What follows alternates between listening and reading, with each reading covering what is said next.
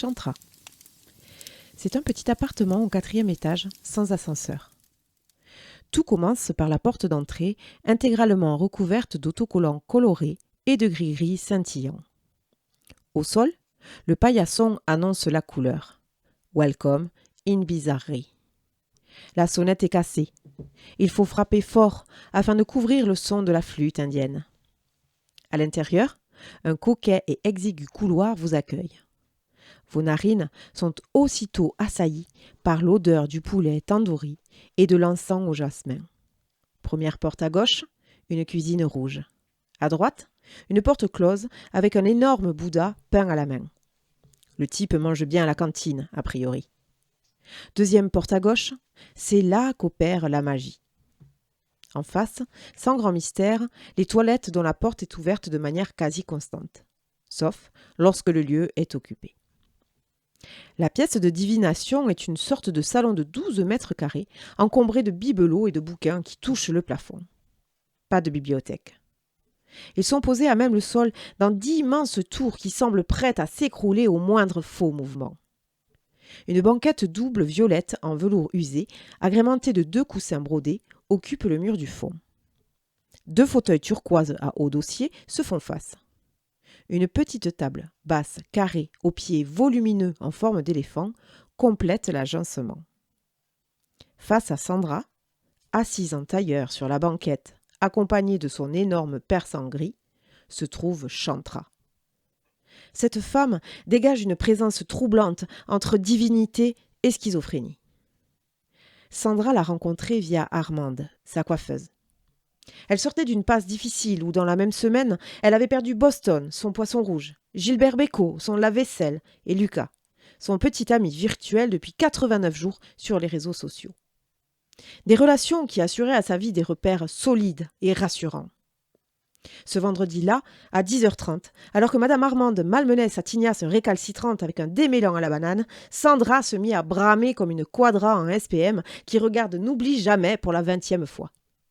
La patronne, compatissante, lui glissa une carte de visite soyeuse au toucher avec son ticket de carte bleue. Aujourd'hui, c'était la 3e fois que Sandra se rendait chez Chantra. On peut dire qu'elle commençait à prendre ses marques. Se déchausser en rentrant, toucher le ventre du Bouddha obèse en passant, jeter ses ondes négatives dans la petite boîte argentée à l'entrée du salon divinatoire. Saluer Murmure, le persan muet, dont la seule occupation durant la séance était de se lécher les roubignoles. Procéder à la salutation au soleil avec son hôtesse, qui la bénissait ensuite d'une généreuse onction frontale à base d'huile d'amande, de bergamote et de patchouli. Alors seulement, les choses sérieuses pouvaient commencer. Chantra prenait 2 verres ballons dans lesquels elle versait une généreuse rasade de vin rouge. Chacun y voyait le verre à moitié plein ou celui à moitié vide. Sandra y vit surtout une tendance suspecte à l'alcoolisme dès 9h45 du matin.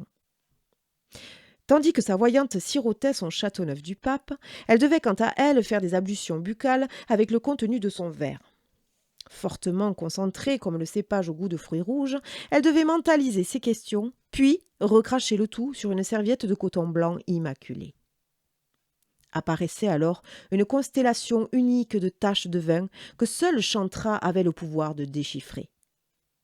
Lors de la rencontre originelle, Sandra s'était retrouvée indécise, comme lorsque la psychologue scolaire lui avait fait passer le test de Rorschach grâce à l'insistance sans vergogne de sa mère. Celle-ci, n'acceptant pas les résultats médiocres de sa fille, s'était mise en tête qu'elle était du genre surdoué qui s'ennuyait en classe. Madame Campari, psychologue depuis 1982, avait dû faire preuve de beaucoup de tact pour lui annoncer que sa progéniture n'était en réalité qu'une adolescente lambda, empotée et timide, qui sortirait très certainement un jour de sa chrysalide.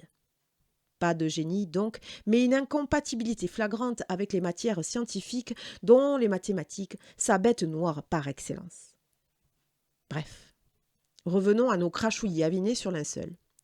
Sandra attendait impatiente l'éclairage de la grande vignomancienne. L'œil légèrement vitreux, Chantra se racla bruyamment la gorge avant de lui annoncer le décryptage de ce qui ressemblait fortement à un petit lapin cul-de-jatte poursuivi par un dinosaure en patin à roulettes. « Tu vois cet arc-là qui relie le delta et l'oméga ?» C'est signe qu'il est grand temps de changer ton style vestimentaire. Sandra regardait sceptique la jeune femme qui n'avait aucun point commun avec Christina Cordula, la star du relooking sur M6. Personnellement, elle trouvait son jean pétrole taille haute et son gilet moutarde ajouré du plus bel effet. Quand As est énorme étoile à 14 branches, c'est bien la confirmation que ta lune entre en poisson rétrograde et que ce n'est pas demain la veille que tu contenteras ta mère en emmenant un gendre à Noël. Estomaquée, elle encaissa l'affront, les dents serrées. 3 jours plus tôt, elle avait tchatté avec Pierre-André, un charmant quinquagénaire qui vivait à seulement 460 kilomètres de chez elle. Il était en insistance de divorce depuis bientôt 3 ans avec sa femme hémiplégique.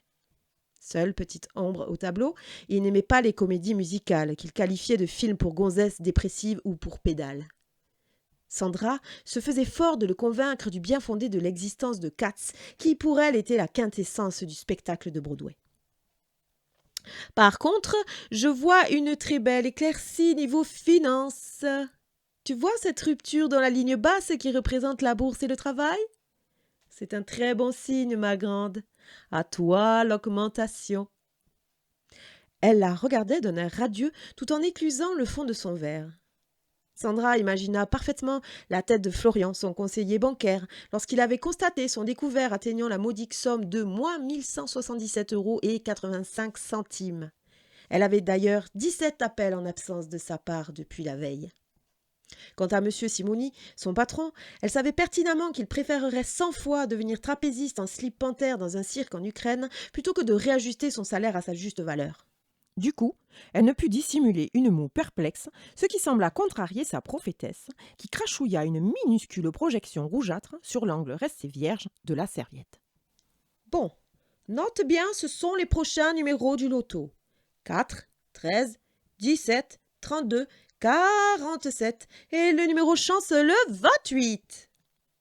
Chantera. Divinologue à 37 € la séance. Elisabeth Tessier n'a qu'à bien se tenir, messieurs, dames.